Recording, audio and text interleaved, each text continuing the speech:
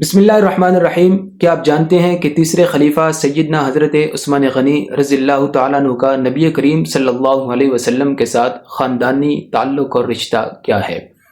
नबी करीम सल्लल्लाहु अलैहि वसल्लम के दादा का नाम अब्दुल मुत्तलिब है और अब्दुल मुत्तलिब के दादा का नाम अब्द मनाफ है, जबकि सैयदना हज़रत उस्मान गनी रज़ी अल्लाह तआला अन्हु के दादा का नाम अबिल आस है और अबिल आस के परदादा का नाम अब्द मनाफ है।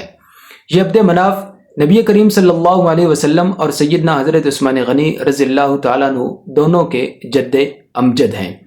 इस अब्द मनाफ के औलाद में से एक लड़के का नाम हाशिम है और ये हाशिम हुजूर सल्लल्लाहु अलैहि वसल्लम के परदादा हैं।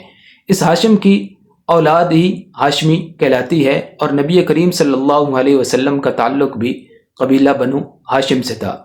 इस अब्द मनाफ की औलाद में से एक बेटे का नाम अब्द शम्स है और अब्द शम्स के एक बेटे का नाम उमैया है, और उमैया की जो औलाद है उन्हें बनु उमैया कहा जाता है। नबी करीम सल्लल्लाहु अलैहि वसल्लम का ताल्लुक बनु हाशिम से है और सैयदना हज़रत उस्मान गनी रज़ी अल्लाह तआला अन्हु का ताल्लुक कबीला बनु उमैया से है। ये दोनों कबाइल बनु हाशिम और बनु उमैया ये अब्द मनाफ की औलाद में से हैं और इनके जद्दे अमजद एक ही हैं।